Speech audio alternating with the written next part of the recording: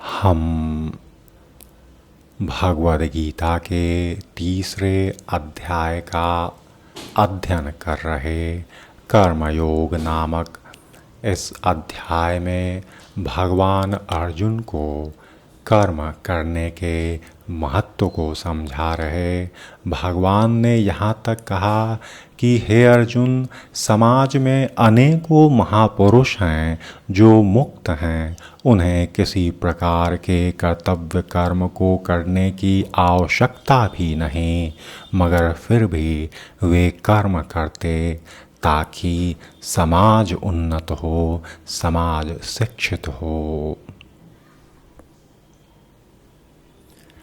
अब 22वें श्लोक पर चलते भगवान यहाँ अर्जुन को कहते कि न मे पार्थ अस्ति कर्तव्यम त्रिषु लोकेषु किंचन न अन्वाप्तम अवाप्तव्यम वर्ते एव च कर्मणि। भगवान अर्जुन को कहते, हे प्रथापुत्र, तीनों लोकों में मेरे लिए कोई भी कर्म नियत नहीं है, न मुझे किसी वस्तु का अभाव है और न आवश्यकता ही है, तो भी मैं नियत कर्म करने में तत्पर रहता हूँ। तात्पर्य यह कि परमेश्वर समस्त नियंताओं के नियंता हैं और विभिन्न लोकपालकों में सबसे महान हैं। सब कुछ उनके ही अधीन है और सारे जीवों को परमेश्वर से ही विशिष्ट शक्ति प्राप्त होती। जीव स्वयं श्रेष्ठ नहीं है, वे सभी देवताओं द्वारा पूज्य है और भगवान ही समस्त संचालकों के भी संचालक हैं। अतः वे समस्त भौतिक नेताओं और नियंताओं से बढ़कर सबों के आराध्य हैं। उनसे बढ़कर कोई नहीं, समस्त कारणों के कारण हैं। उनका शारीरिक स्वरूप सामान्य जीव जैसा नहीं, उनके शरीर और आत्मा में अंतर नहीं, वे परम हैं। उनकी समस्त इंद्रियां दिव्य हैं। उनकी कोई भी इंद्रिय अन्य किसी इंद्रिय का कार्य संपन्न कर सकती। अतः न तो कोई उनसे बढ़कर है और न ही उनके तुल्य है। उनकी शक्तियां बहुरूपिणी हैं, फलतः उनके सारे कार्य प्राकृतिक अनुक्रम के अनुसार संपन्न हो जाते। चूँकि भगवान में प्रत्येक वस्तु ऐश्वर्य से परिपूर्ण रहती और पूर्ण सत्य से ओतप्रोत रहती, अतः उनके लिए कोई कर्तव्य करने की आवश्यकता नहीं रहती। जिसे अपने कर्म का फल पाना है, उसके लिए कुछ न कुछ कर्म नियत रहता, परंतु जो तीनों लोकों में कुछ भी प्राप्त करने की इच्छा नहीं रखते, उनके लिए निश्चय ही कोई कर्तव्य नहीं रहता। फिर भी क्षत्रियों के नायक के रूप में भगवान कृष्ण कुरुक्षेत्र की युद्ध भूमि में कार्यरत हैं। क्योंकि क्षत्रियों का धर्म है दीन दुखियों को आश्रय प्रदान करना। यद्यपि वे शास्त्रों के विधि विधानों से सर्वथा ऊपर हैं, फिर भी वे ऐसा कुछ भी नहीं करते जो शास्त्रों के विरुद्ध हो।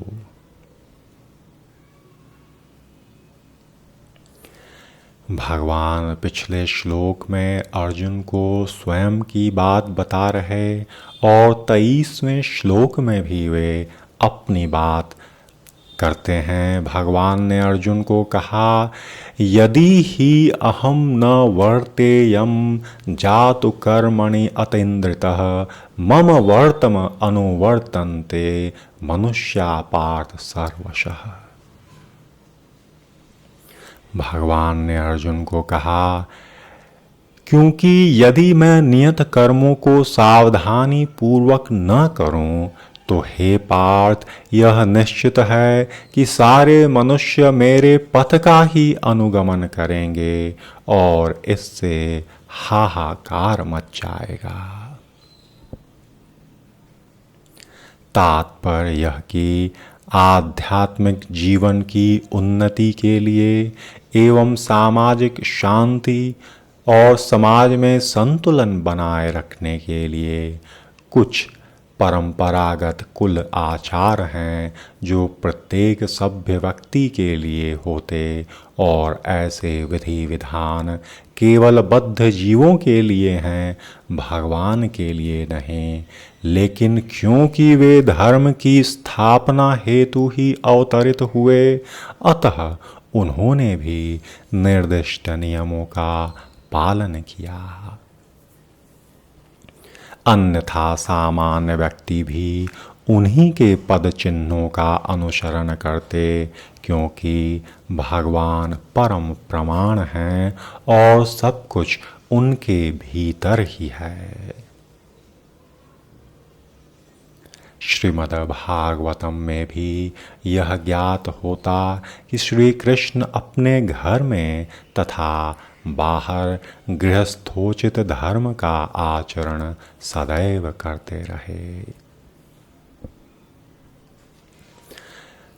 भगवान ने अपने विषय में आगे पुनः कहा, उत्सीदेयु इमे लोका न कुर्याम कर्म चेतहम संकरस्य च कर्तास्याम उपहन्याम इमा प्रजा।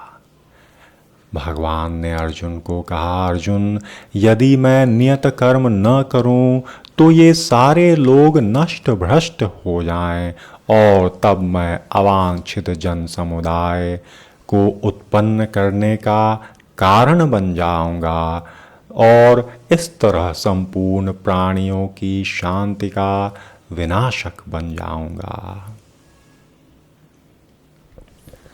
तात्पर्य यह कि वर्ण संकर अवांछित जन समुदाय है जो सामान्य समाज की शांति को भंग करता और इस सामाजिक अशांति को रोकने के लिए अनेक विधि विधान हैं जिनके द्वारा स्वतः ही जनता आध्यात्मिक प्रगति के लिए शांत और सुव्यवस्थित हो जाती। और जब भगवान स्वयं अवतरित होते तो स्वाभाविक है वे ऐसे महत्वपूर्ण कार्यों की प्रतिष्ठा और अनिवार्यता बनाए रखने के लिए इन विधि विधानों के अनुकूल आचरण करते हैं ताकि जीव शिक्षित हो सके। भगवान समस्त जीवों के पिता हैं और यदि ये जीव पथभ्रष्ट हो जाएं तो अप्रत्यक्ष रूप से यह उत्तरदायित्व उन भगवान का ही बनेगा। अतः जब भी विधि विधानों का अनादर होता है तो भगवान स्वयं समाज को सुधारने हेतु अवतरित होते। किंतु हमें ध्यान देना होगा कि यद्यपि हमें भगवान के पद चिन्हों का अनुसरण करना है तो भी हम उनका पूर्ण रूपेण अनुकरण नहीं कर सकते। हम गोवर्धन पर्वत उठाकर भगवान की लीला के समान नहीं बन सकते जो भगवान ने बाल्यकाल में किया। अतः हमें भगवान के कहे उपदेशों का पालन करना चाहिए और यथासंभव उन उपदेशों के अनुकूल ही जीवन व्यतीत करना चाहिए। भगवान की प्रसन्नता समाज की स्वस्थ जीवन शैली में ही है। अतः मनुष्य को भगवान तथा उनके द्वारा शक्ति प्रदत्त सेवकों के उपदेशों का मात्र पालन ही करना है। उनके उपदेश हमारे अच्छे जीवन के लिए है और कोई भी बुद्धिमान पुरुष भगवान की बताई विधि से उनको यदि अपने कर्म को क्रियान्वित करेगा तो सब प्रकार से उन्नति, प्रसन्नता उसको मिलेगी और वह समाज हेतु आदर्श बनेगा। फिर भी मनुष्य को कहीं कहीं सावधान रहना चाहिए कि वह भगवान के कार्यों का अक्षरशः अनुकरण न करे। जैसे भगवान शिव ने विष पी लिया, इस प्रकार के शिक्षा से स्वयं को रक्षित भी करना है। इस हेतु ही भगवान ने मानव के अंदर विवेक प्रज्ञा को भी स्थान दिया है। हमें सदैव ईश्वरों की या सूर्य चंद्रमा की गतियों को वास्तव में नियंत्रित कर सकने वालों की स्थिति को श्रेष्ठ मानना चाहिए। ऐसी शक्ति के बिना कोई भी सर्वशक्तिमान ईश्वरों का अनुकरण नहीं कर सकता। शिवजी ने सागर से विष पी लिया, किंतु सामान्य व्यक्ति एक बूंद भी जहर पी ले तो वह मृत्यु को प्राप्त हो।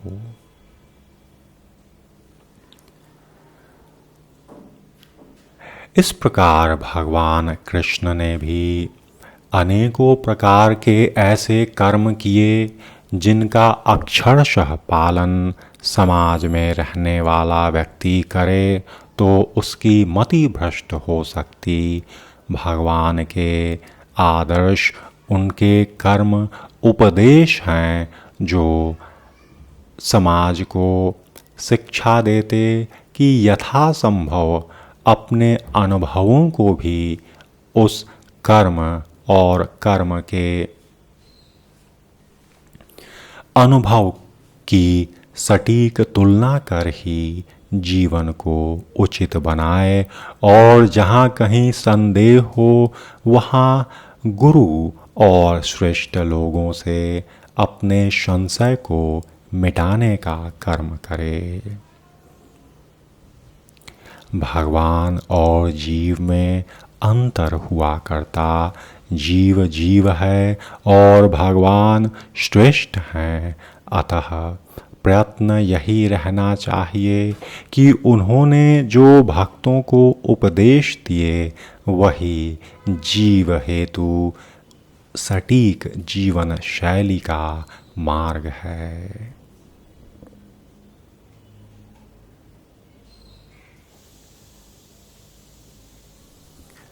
आगे भगवान ने 25वें श्लोक में कहा कि सक्ता कर्मणि अविद्वांसः कुर्वन्ति भारत कुर्यात् विद्वान तथा असक्ता चिकीर्षु लोक संग्रहम्। जिस प्रकार अज्ञानी जन फल की आसक्ति से कार्य करते हैं, उसी तरह विद्वान जनों को चाहिए कि वे लोगों को उचित पथ पर ले जाने के लिए अनासक्त रहकर समान रूप से वह कार्य करे। तात्पर्य यह कि एक मनुष्य जो भगवद भाव की महत्ता को समझ गया है और वह जो भगवद भाव की महत्ता से हीन है, कर्म दोनों को ही करना होता, कर्म दोनों ही करते, पर जो भगवद भाव में है वह आसक्ति रहित है और जो भगवद हीन है वह आसक्ति के संग है। यहाँ भगवान अर्जुन को यही शिक्षा देते कि जिस तरह आसक्ति में डूबा हुआ व्यक्ति भौतिक उन्नति हेतु कर्म करता, वैसे ही भगवद भाव में रत व्यक्ति को भी कर्म करना चाहिए।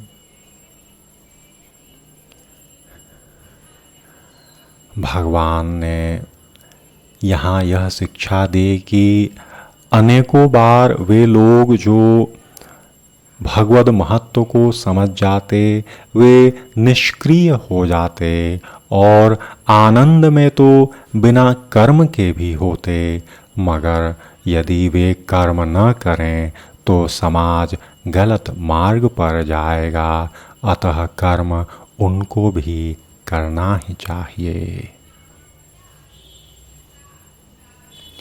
पर दोनों भावनाओं वाले व्यक्ति में भेद होगा कि एक व्यक्ति कर्म इंद्रिय तृप्ति के लिए करता और दूसरा भगवान की संतुष्टि के लिए। अतः भगवान ने आगे 26वें श्लोक में कहा कि न बुद्धि भेदम जनयेत अज्ञानाम कर्म संगिनाम जोशयेत सर्वकर्माणि विद्वान युक्त सम आचरण।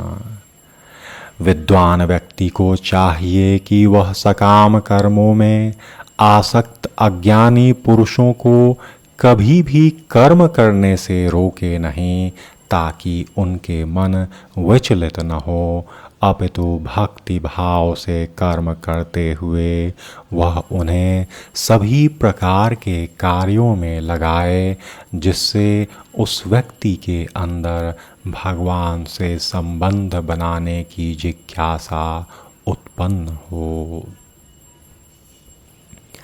तात्पर्य यह है कि यह सिद्धांत संपूर्ण वैदिक अनुष्ठानों की पराकाष्ठा है।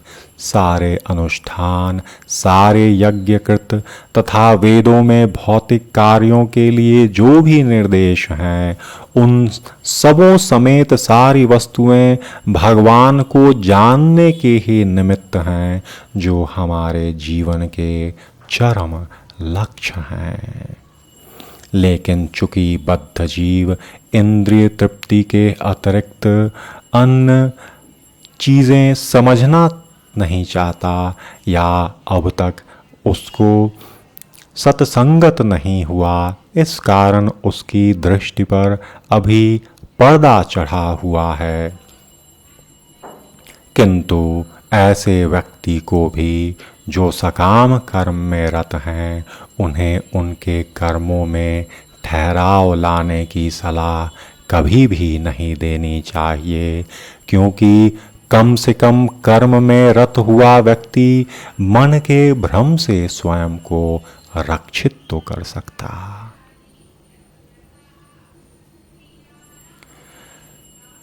अतः भगवद भाव में स्वरूप सिद्ध जीव को चाहिए कि अन्यों को अपना कार्य करने या समझने में कभी भी बाधा न पहुंचाए, अपितु उन्हें प्रदर्शित करे कि किस प्रकार सारे कर्म फल भगवद सेवा में समर्पित हो जाते हैं।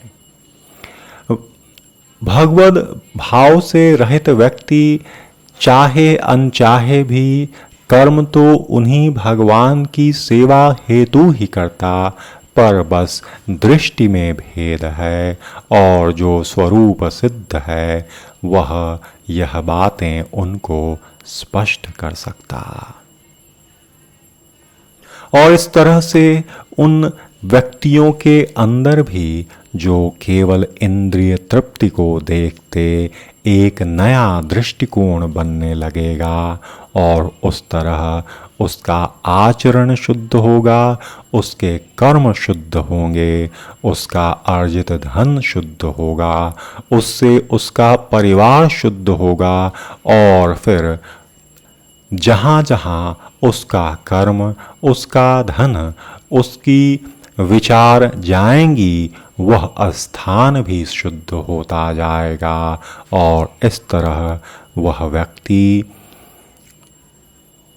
चारों तरफ अपने स्वधर्म से उचित शिक्षा से शुद्धि की भाव को चारों ओर फैलाता जाएगा।